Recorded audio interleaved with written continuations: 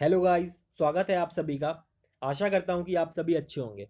आज की जो हमारी वीडियो है वह नक्सलाइट मूवमेंट के ऊपर है, नक्सलवादी आंदोलन के ऊपर है। इस वीडियो में ए टू जेड सारी चीज़ें कवर करने की कोशिश करी गई है। इस वीडियो को देखने के बाद ऐसा कोई पॉइंट नहीं रहेगा जो आपसे अछूता रह जाएगा। तो समय व्यर्थ न करते हुए चलिए शुरू करते हैं। तो इस वीडियो में जो हमने विचार, इतिहास, अवस्था, कारण, प्रभाव, प्रयास और समाधान सबको लेने का प्रयास किया है। तो नक्सलवाद है क्या? इसके सेंटर में एक विचारधारा है। अ, एक विचारधारा है जो क्लास कॉन्फ्लिक्ट की विचारधारा है। नक्सलवाद भूमिधरों के खिलाफ भूमिहीनों का एक हिंसात्मक संघर्ष है और आर्थिक संसाधनों का समानता से बंटवारा हो, यह इसकी बात करता है।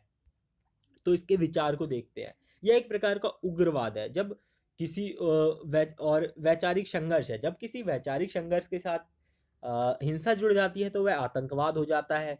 जब उसे स्थानीय जनता का समर्थन प्राप्त हो जाता है तो वही अलगाववाद बन जाता है। इसके मेन में जो विचारधारा है वह क्लास कॉन्फ्लिक्ट की विचारधारा है जो मार्क्स ने दी थी। तो इसमें बुजुर्गा वर्ग द्वारा सर्वहारा वर्ग का शोषण किया जा रहा है। बुजुर्गा वर्ग पूंजीपति वर्ग हो गया, शोषक वर्ग हो गया, और सर्वहारा वर्ग वह जो इनके शोषण का शिकार हो रहा है। मजदूर वर्ग हो गया या भूमिहीन किसान, श्रमिक, ये सारे लोग हो गए इसमें। तो इसकी जो विचारधारा है वह यह कहती है, इसका जो सेंट्रल विचार है कि सर्वहारा वर्ग द्वारा एक समय आएगा कि हिंसात्मक क्रांति करी जाएगी। तो यह पूरी तरीके से पश्चिम बंगाल से शुरू हुआ था। इसलिए इसका नाम नक्सलवादी आंदोलन पड़ा। उसको देखते हैं कि ऐसा क्यों हुआ। पश्चिम बंगाल के अंदर के कुछ आसपास के क्षेत्र थे, जैसे दार्जिलिंग, नक्सलवाड़ी, खाड़ीबाड़ी, फांसीदेवा, अमारवाड़ी, तुमाड़वाड़ी, ऐसे ही कुछ तालुक, कस्बे और गांव थे आसपास के, जहां यह फैला। इसीलिए इसको नक्सलवादी आंदोलन कहा गया है। 25 मई 1967 को से फैलना शुरू हुआ था। तो इसकी स्टार्टिंग डेट 25 में 1967 ले सकते हैं।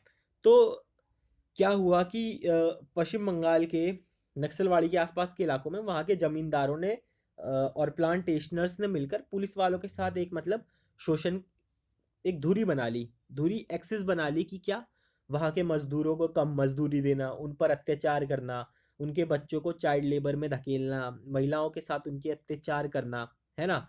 और वहाँ के किसान महाजन किसानों की ज़मीन कब्जा करके भूमिहीन मजदूरों में बदलते जा रहे थे। ये चीज़ें आम हो गई थी।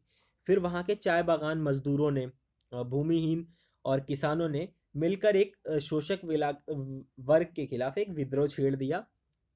यह विद्रोह नक्सलवाड़ी के आसपास के इलाकों में छिड़ा, इसीलिए इसको नक्सलवादी आंदोलन कहा गया। तो इसका जो शुरुआती दो घटनाएं थी, दो ट्रिगरी मूवमेंट्स थे जिन्होंने इसको आगे बढ़ाया।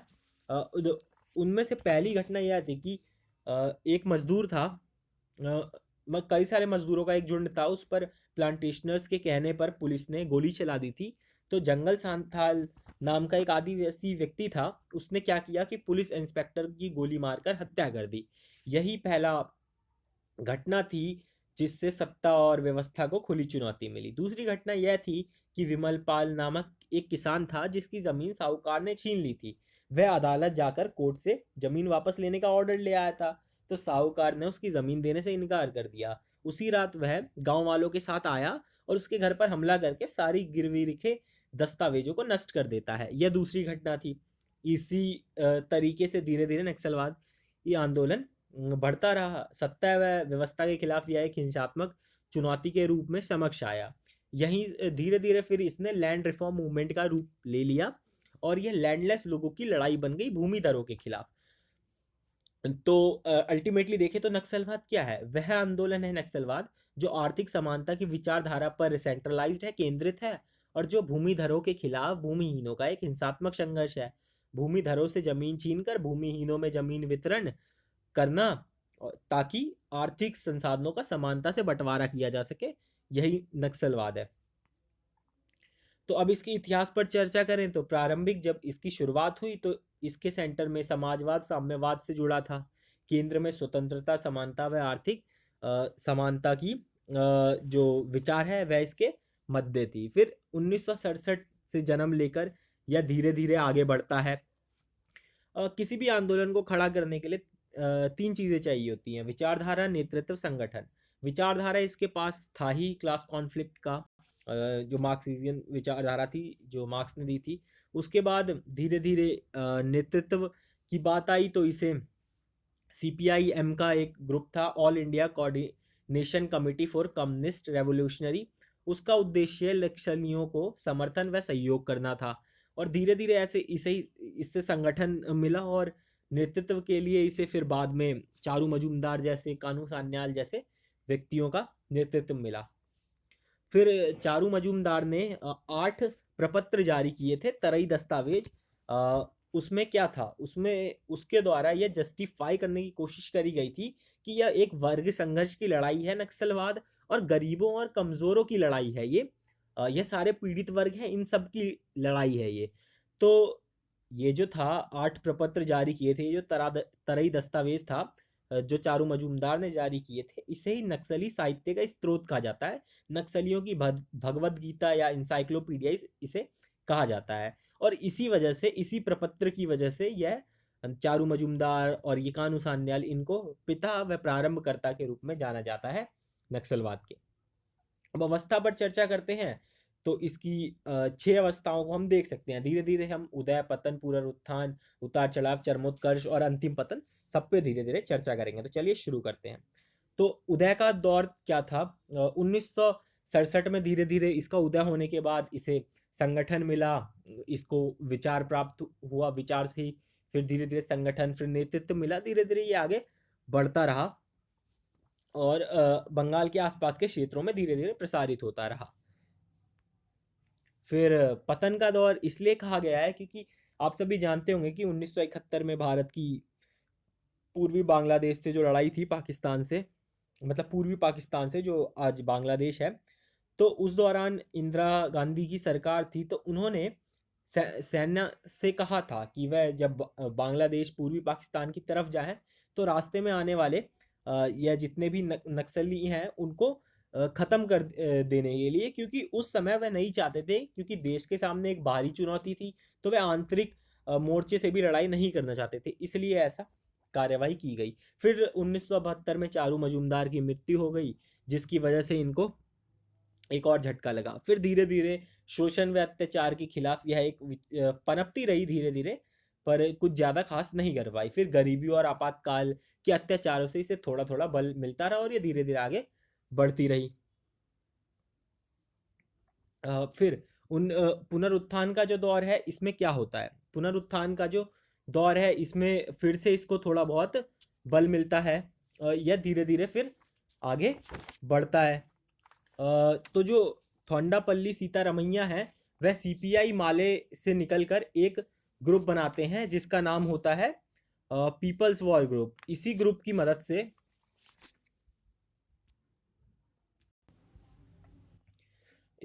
मदद से फिर ये क्या करते हैं कि आंध्र प्रदेश के जो करीमनगर जिला है उसको फिर केंद्र बना लेते हैं, जहाँ से नक्सलवादी गतिविधियों को ये पूर्वी भारत में सेंट्रल इंडिया से इंडिया में पूर्वी भारत से सेंट्रल इंडिया में शिफ्ट करने की कोशिश करते हैं।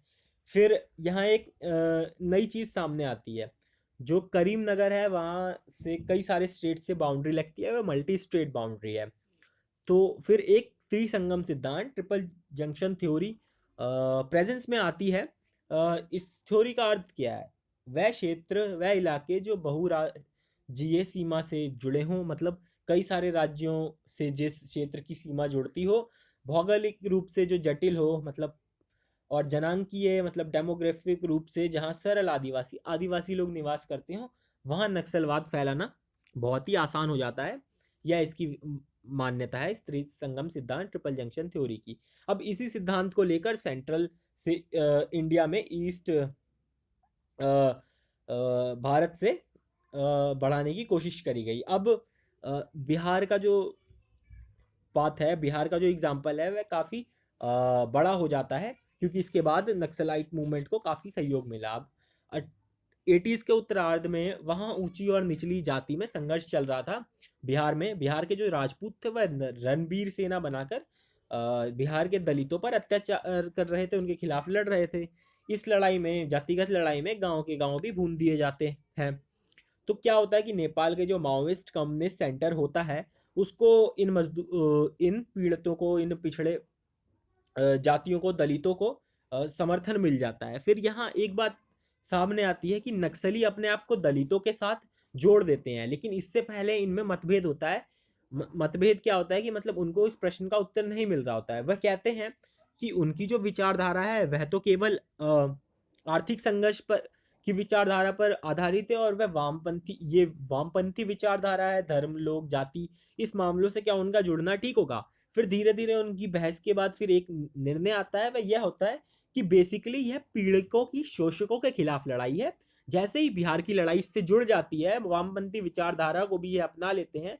फिर धीरे धीरे जब बिहार जुड़ जाता है तो लाल गलियारा, रेड कॉरिडोर, सरल शब्दों में नक्सली घटना का प्रभाव होने के बाद उत्तर से दक्षिण दर्शाने के लिए फिर नेपाल के पशुपति से आंध्र प्रदेश के तिरुपति तक लाल गलियारे का विस्तार हो जाता है। बिहार के जुड़ते ही इनका जो लाल गलियारा है वह सामने आता है। फिर धीरे धीरे आरक्षण व राम जन्मभूमि के मुद्दे के कारण ये धीरे धीरे फलने फूलने लगता है, इसको फलने का मौका मिल जाता है। फिर 1990 में आते आते नक्सलवाद भारत में एक बड़ी चुनौती के रूप में स्थापित हो जाता है। इसका पुनरुत्थान ऐसे होता है। फिर 1990 से 2004 का जो समय होता है, यह इसके लिए उतार चढ़ाव का समय होता है। अब हम ये आपको बताएंगे कि यह हमने क्यों कहा है। इस दौर में एलपीजी जन्य नाराजगी होती है, जो मतलब इन पिछड़े इलाकों, ट्रिपल जंक्शन थ्योरी के आसपास का जो जो इलाका है, जो दुर्गम जगह हैं, वहाँ के लोगों, आदिवासी लोगों को ये अपने साथ मिला लेते हैं, क्योंकि लिबरलाइजेशन, प्राइवेटाइजेशन, ग्लोबलाइजेशन की जो नीति इसी दौर में आई थी, तो जिस कारण वहाँ के लोग सरकार से खफा थे, जिस कारण से नक्सलियों को इसका प्रॉफिट मिला। और इस दौर में कई सारे जो मतलब ग्रे हाउंड वो ऑपरेशन चलाया गया, जिस कारण से नक्सलियों को इसका सामना करना पड़ा। तो इनको प्रॉफिट और नेगेटिव दोनों तरीके का सामना करना पड़ा इस दौर में, इसीलिए इसको उतार चढ़ाव का दौर कहा है। तो चलिए देखते हैं। तो औद्योगिकरण से जो ग्रामीण अर्थव्यवस्था थी उसका पतन शुरू हुआ। अकुशल श्रमिकों को की बढ़ती बेरोजगारी थी, क्योंकि नए नए श्रमिकों, स्किल्ड लेबर्स चाहिए थे। अब आदिवासी क्षेत्रों में जंगल जमीन छीनना प्रारंभ हो गया था। बाहरी लोगों द्वारा आदिवासी क्षेत्रों में उद्योग, सड़क विकास, बिजली के नाम पर रूरल अर्बन माइग्रेशन की समस्या आम हो चुकी थी। ये सारी घटना 90 में वैश्वीकरण का दुष्प्रभाव के रूप में बेसिकली वंचितों के खिलाफ दुख पैदा करने वाली थी, जिसने नक्सलवाद को ताकतवर बनाया। पर यह एक पहलू है। फिर दूसरा पहलू यह है कि एलपीजी से नेपाल व चीन के माओवाद का भी इनको समर्थन प्राप्त हो गया। लिट्टे आतंकवादी जो संगठन है श्रीलंका का, उसका भी समर्थन मिला इन्हें। कश्मीर के आतंकवादियों का समर्थन मिला। फिर नक्सलियों के साथ इनका गठजोड़ हो गया, और बाहर से इन्हें फिर पैसे भी आने लगे। इनको बाहरी कुछ ऑर्गेनाइजेशन का समर्थन भी प्राप्त होने लगा आर्थिक रूप से।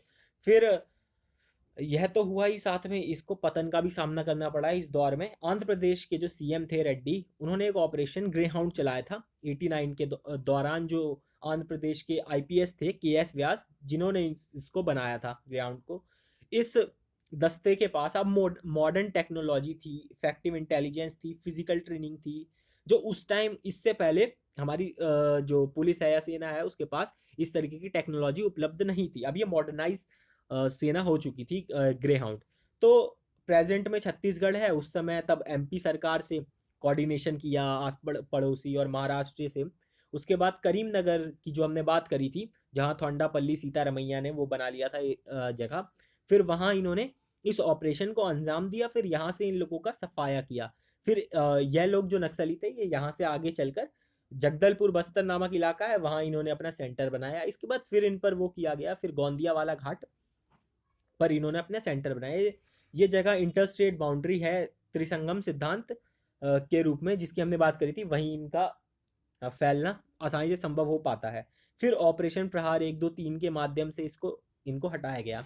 अब इस एरिया में खनन उद्योग और नक्सल माफिया भी उभर कर आया, क्योंकि इन्होंने इंडस्ट्रियलिस्ट से जुड़कर उनसे आर्थिक लाभ लेने की कोशिश करी। संसाधनों का आर्थिक बंटवारा और नेतृत्व का संघर्ष इनका धीरे धीरे इनके बीच में शुरू हो गया। यह भी इनके लिए एक खराब बात हो गई, क्योंकि इनको इंटरनल चुनौती का सामना करना पड़ा। फिर शाइनिंग इंडिया के में जब भारत व्यस्त था, तब दिग्विजय सिंह ने भी इन पर ध्यान नहीं दिया। सो नक्सली कमजोरी से सीखते हैं और 2004 में बस्तर में महासम्मेलन करते हैं ये MCC, PWG और CP माले। अब ये मिलकर एक नया संगठन बना लेते हैं, CPI माओइस्ट का संगठन।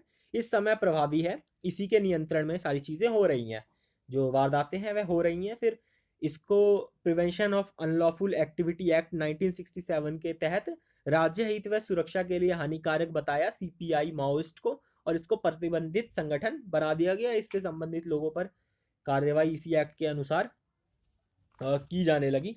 तो सन 2004 में नक्सलवाद को भारत के लिए बहुत बड़ी समस्या बताया था मनमोहन सिंह ने। फिर इसी काल में फिर जो अब जो नक्सलवादी थे, संसाधन व मनोबल उनका चरमोत्कर्ष पर था।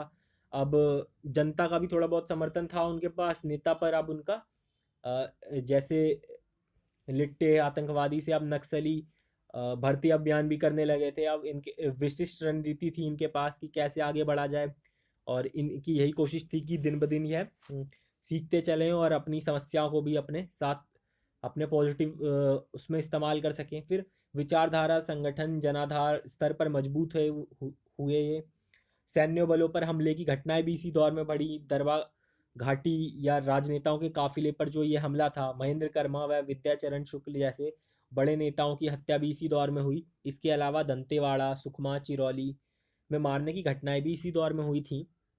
शस्त्रागार पर हमला करना, पुलिस पर हमला कर कर उनको खदेड़ना, या जन सरकार की स्थापना करना, फिर वहाँ पे अदालतें लगाना, फिर वहीं पेड़ पे लाशें लटका देना, ऐसी चीज़ें गांव गांव जाकर यह अदालतें लगाकर करने लगे। इसी दौर में फिर 18 राज्यों, लगभग 228 जिलों और 460 पुलिस स्टेशनों तक अपना इन्होंने विस्तार कर लिया।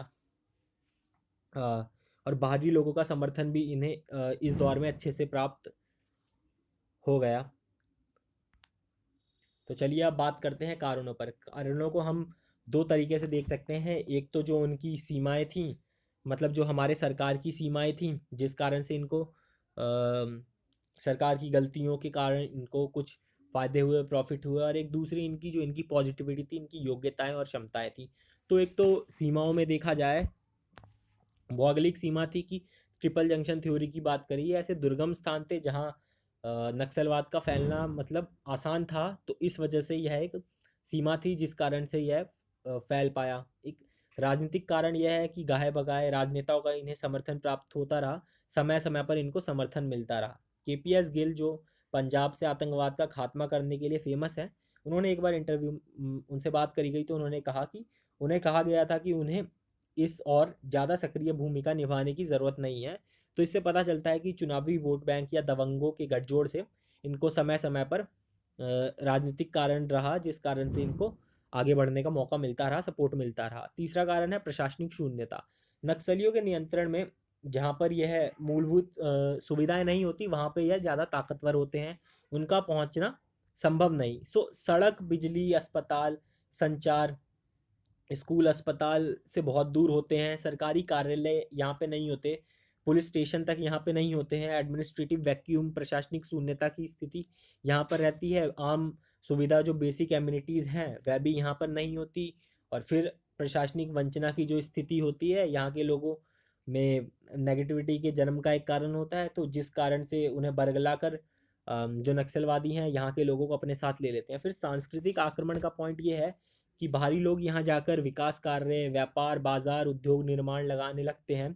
फिर जिससे नक्सली नाराज होकर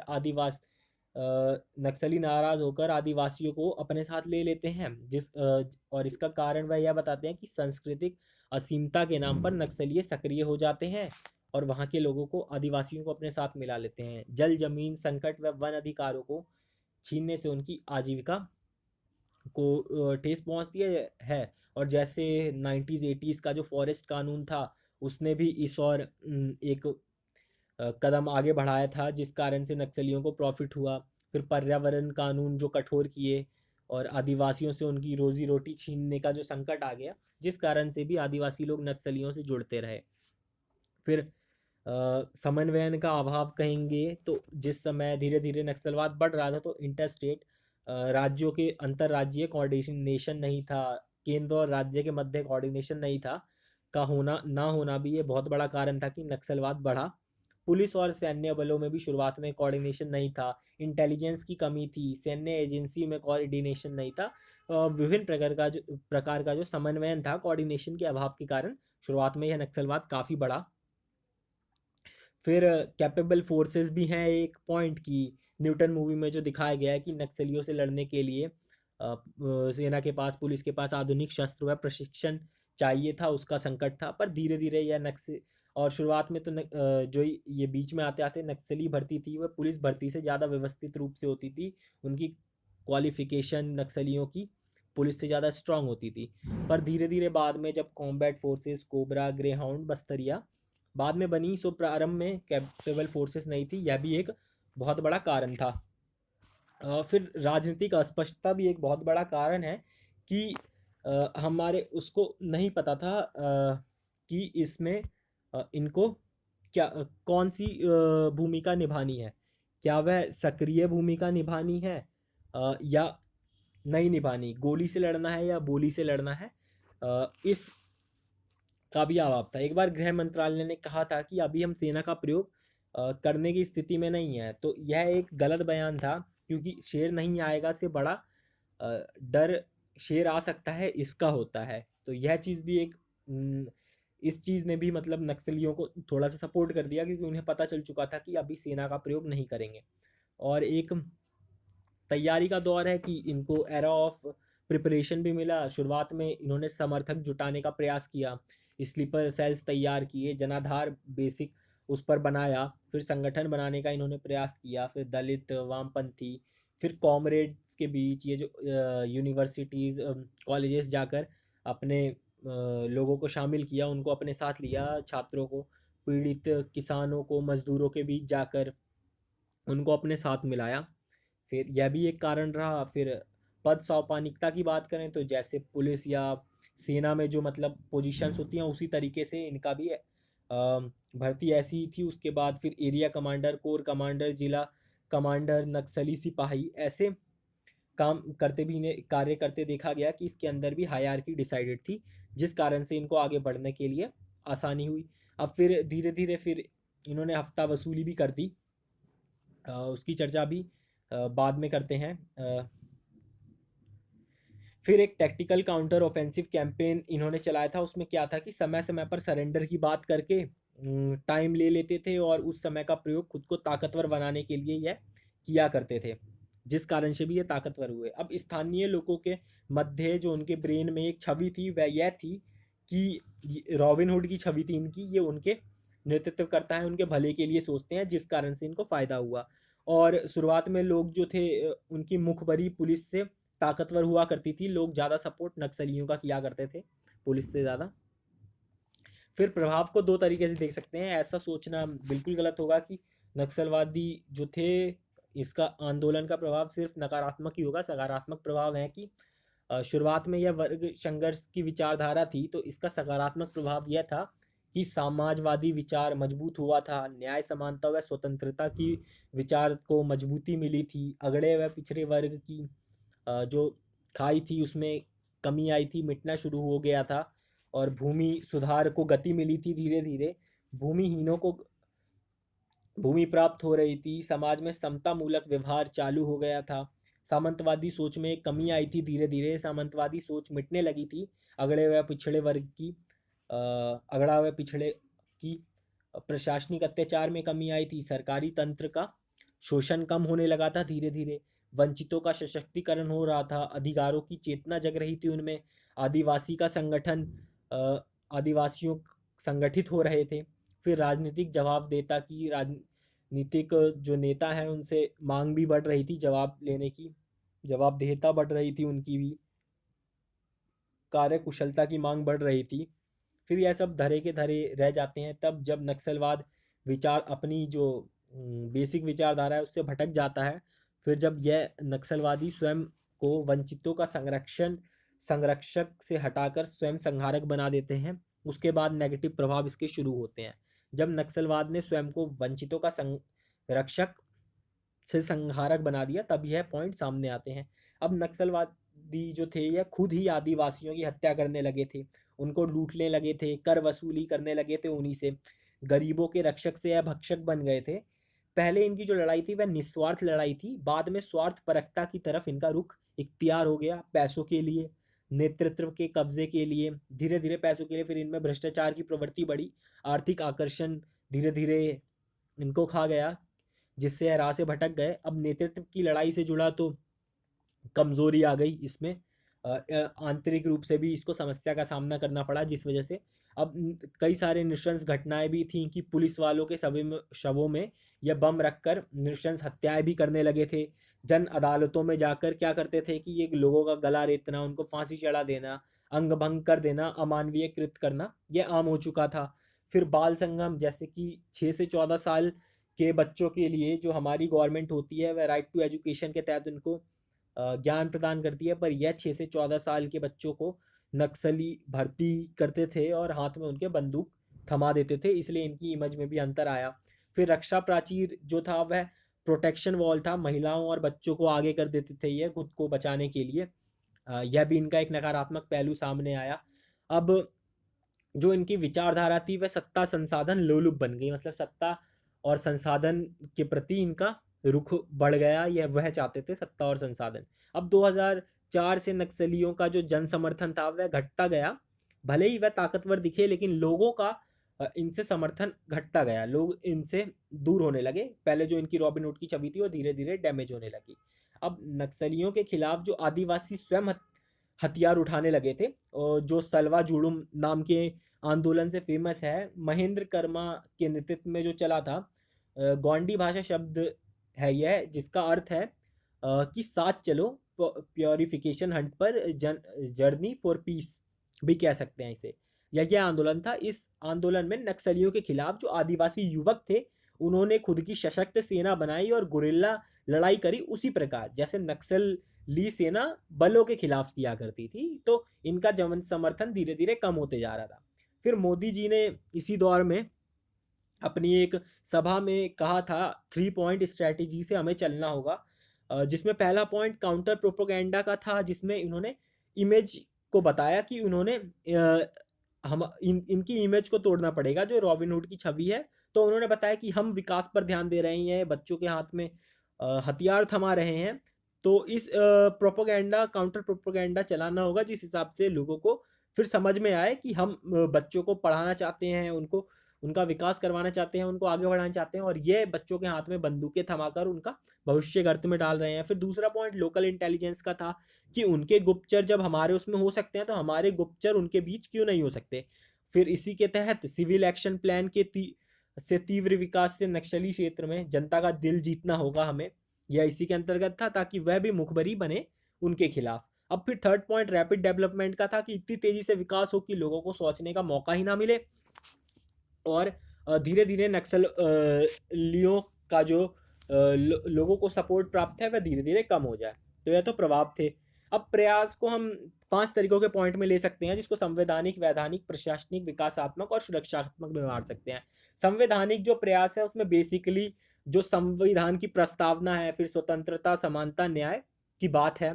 इसमें अखंडता से जुड़ा विचार इसकी प्रेजेंस में है, और मूल अधिकार जो है इसकी बात करता है। फिर आर्टिकल 244 जो जनजातीय क्षेत्रीय प्रशासन के लिए विशेष प्रावधान करता है, ये सारी बातें, और वंचितों की लड़ाई उसकी बात करता है। और वहीं जो वैधानिक प्रयास है वह arm forces special power act, AFSPA या प्रिवेंशन ऑफ अनलॉफुल एक्ट, गैर कानूनी गतिविधि निवारक कानून, या फिर 70 के दशक में जो मीसा, कोफा, पोटा, टाडा, रसूका, एनएसए के तहत जो एनआईए का निर्माण किया गया था, समय समय पर ऐसे प्रिवेंटिव डिटेंशन एक्ट बनाए गए, निवारक निरोध कानून बनाए गए, जिससे इनको रोका जा सके। फिर प्रशासनिक प्रयास में क्या है कि ऐसे इलाके में जाकर उनसे बातचीत करी जाए, समझौते करे जाएं, सीज फायर करी जाए। नक्सलवादी क्षेत्र में चुनाव की जो करवाने की जो नीति है वह भी सफल हो सकती है। तो आजद्वार नामक जगह पर जब एक बार पंचायत चुनाव करवाए गए तो वो इतने अच्छे से सफल हुए कि गांव वालों ने खुद ही वहां से नक्सलवादियों को बाहर खदेड़ दिया। तो प्रशासन की उपलब्धता लाई जाए। सबसे पहले तो एडमिनिस्ट्रेटिव वैक्यूम की सिचुएशन हटाई जाए, यह इसके मूल में है कि सरकारी कार्यालय बनाए जाएं और पुलिस स्टेशनों का यहाँ पर उपस्थिति करवाई जाए ई गवर्नेंस की, इसी में बात करी जाती है। फिर जो विकासात्मक प्रयास है, इसमें सड़क निर्माण करवाना, उज्ज्वला योजना इसी का पार्ट है। सर्व शिक्षा अभियान नक्सलवादी क्षेत्रों में विशेष रूप से पहुंचाएं। कौशल विकास, रोशनी योजना या इंफ्रास्ट्रक्चर डेवलपमेंट के लिए जो अलग से फंड दिया जाता है। सिविल एक्शन प्लान जो आपदा प्रबंधन से रिलेटेड है, इसकी तरफ जो प्रयास है वो इस, और इसके तहत जो 115 जिले हैं जो 2022 तक जिनको विकसित करने की बात करी गई है। इसमें जो 35 नक्सलवादी प्रभावित जिले हैं, उनमें 96 जिलों में मोबाइल सर्विसेज और यूनिवर्सल सर्विस ऑब्लिगेशन फंड जिसको दिया गया है, यहाँ मोबाइल सर्विसेज के विस्तार करने की बात करी गई है। फिर 2017 से 2020 तक मोदी गवर्नमेंट ने नक्सलवादी क्षेत्र में 3 कार्यक्रम विशेष रूप से चलाए, जिसमें पहला विशेष केंद्रीय सहायता कार्यक्रम, जिसमें 30 जिलों में आधारभूत संरचना के विकास के लिए 775 करोड़ की राशि दी गई। फिर दूसरी जो योजना है वह फोर्टिफाइड पुलिस स्टेशन की है, मतलब किलेबंदी वाले पुलिस स्टेशनों के निर्माण की है। ऐसे 400 पुलिस थानों के निर्माण की बात करी गई है 2017 से 2020 तक। और फिर तीसरा पॉइंट है वह मीडिया प्लान है 2017 से 20 तक की। पुलिस बल की आधुनिकीकरण की योजना भी इसी में शामिल है। फिर मीडिया का प्रयोग कर कर जो रिवेंज प्रोपेगेंडा है उसको फैलाया जाए, नक्सलवादी विचारधारा को इसके माध्यम से कमज़ोर किया जाए और अपनी बात जनता तक पहुंचाना जिससे सरल हो जाए। फिर रोटी कपड़ा मकान, शिक्षा कौशल विकास योजना, मोबाइल संचार यह इसके अंतर्गत आते हैं। फिर विकासात्मक योजना में एक यह भी बात है कि आत्मसमर्पण की नीति है जो छत्तीसगढ़ गढ़ सरकार द्वारा जो की गई थी, तो नक्सलवादियों को आश्वासन दिया गया कि वह आत्मसमर्पण करने के बाद कि अगर आप हथियार टाल देते हैं तो आपके परिवार को सुरक्षा व आजीवन रोजगार देने की बात करी गई, विश्वास दिलाया गया। इसके बाद ऐसा हुआ, फिर धीरे धीरे वह आकर्षित हुए और इस रास्ते को छोड़ा। फिर सुरक्षात्मक जो प्रयास है उसमें बोली से नहीं गोली से निपटा जाएगा, मतलब कि उनके ऐसे इंटीग्रेटेड कमांड्स बनाए जाएंगे, छत्तीसगढ़ में बनाए गए हैं। प्रयास किया गया है पश्चिम बंगाल, झारखंड, उड़ीसा में कि सभी इंटर स्टेट कोऑर्डिनेशन के कोऑर्डिनेशन होगा, जिन दस्तों में उनका निर्माण किया गया है। और स्पेशल बटालियन जैसे grey hound forces, cobra battalion या combat battalion for resolute action, ऐसे जो मॉडर्नाइज फोर्सेस का निर्माण किया गया है। बत्सरिया बटालियन जिसमें सिर्फ महिलाएं ही हैं, ब्लैक पैंथर कॉम्बैट फोर्स, या ऐसी कई सारी सुरक्षा फोर्सेस का निर्माण किया गया है जिनसे बोली से नहीं सीधे गोली से ही निपटा जाए। अगर बाकी सारे प्रयास काम नहीं आते तो ऑपरेशन ग्रे हाउंड या ग्रीन हंट जो 2017 से ऑपरेशन प्रहार 1 से 4 चलाया गया है छत्तीसगढ़ व उसके आसपास के क्षेत्रों में, तो यह धीरे धीरे चीज़ें हुई हैं। फिर सुरक्षा संबंधित जो व्यय योजना है, नक्सलवादी क्षेत्रों में व्यय बढ़ाना, पुलिस आधुनिकीकरण पर बल देना, तैनात लोगों को अधिक वेतन भत्ता दिलाना, नए हथियार, नाइट विजन सेंसर्स उपलब्ध करवाना, लेज़र सीसीटीवी कैमरे उपलब्ध करवाना और पुलिस आधुनिकीकरण योजना इसी के तहत है। तो फिर अंत में समाधान है जिसको smart leadership, aggressive strategy, motivation and training, actionable intelligence, dashboard review system, harnessing technology, action for teach theatre, no to finance. अब इसमें जो एस का मतलब है कि ऐसे कुशल नेतृत्वकर्ता लोगों को ऐसी जगहों पर भेजा जाए जो लोगों से बात कर सके, उनको लीड कर सके, उनकी बातों को समझ सके और उनको समझाने का प्रयास कर सकें। फिर यहाँ ए का मतलब एग्रेसिव स्ट्रैटेजी है, आक्रामक रणनीति की बात करी है कि उनके हमले से पहले ये खुद ही हमला ना कर देना चाहिए। जीरो टॉलरेंस की नीति इसके मध्य में है। फिर एम से मोटिवेशन एंड ट्रेनिंग की ऐसे इलाकों में जो हमारे पुलिस बल या सेना बल जो भी हैं उनको परिवार से दूर रहते हैं तो काफ़ी निराश हो जाते हैं, उनको मोटिवेशन समय समय पर दिया जाए और नई नई ट्रेनिंग दी जाए जिससे कि मतलब उनका हाथ बैठा रहे, या जब कभी भी मतलब उनको एकदम से लड़ाई करनी पड़े तो वह जीत पाए। और धीरे धीरे फिर डैशबोर्ड रिव्यू सिस्टम में मतलब कि इस उनके इलाके में किसी उपरोक्त इलाके में मान के चलते हैं कि पिछले 30 दिनों में कितने आतंकवादी थे, कितने नक्सलवादी थे, या इसकी मॉनिटरिंग होती रहे। उनके पुलिस स्टेशन के बाहर जो एक बोर्ड लगा हो उस पर डैशबोर्ड हो जिसमें पता चले कि कितनी कंप्लेन आई या कितनी वृद्धि हुई है, कितनी कमी आई है, या क्या कार्रवाई करी गई, किसका क्या परिणाम हुआ, तो जिससे रेगुलर रिव्यू हो सके। फिर हार्नेसिंग टेक्नोलॉजी में मतलब शुरुआत में हमारी सेना के पास जो हमने बात करी कि मतलब मॉडर्नाइज टेक्नोलॉजी नहीं थी, पर धीरे धीरे फिर अंडरग्राउंड सेंसर्स, थर्मल इमेजिंग या नाइट विजन सेंसर्स, और फिर नई टेक्नोलॉजी आई जैसे रेडार्स। तो इनसे हमारी सेना को उनसे निपटने में फ़ायदा हुआ है। फिर एक्शन फॉर टीच थिएटर यह है कि हर जगह एक तरीके से लड़ाई नहीं लड़ी जा सकती, अलग अलग जगहों पर अलग अलग तरीके से लड़ी जा सकती है, क्योंकि हर जगह का ना अलग ही भूगोल होता है, तो यह बात समझने की ज़रूरत है। फिर नो टू फाइनेंस में ये है कि इनको कई सारे एनजीओज को मतलब से समर्थन प्राप्त हो रहा है, उनको बैन किया गया है, कंपनीज पर नियंत्रण किया गया है। फिर नोटबंदी की जो वार वो करी गई थी मोदी सरकार द्वारा, वो भी इसी का एक पार्ट है। और फिर ये सारे निर्णय वित्त को समाप्त करने के लिए लिए गए हैं। तो इन चीज़ों से इन पर अ, अम, इनको कंट्रोल में रखने की कोशिश करी गई है।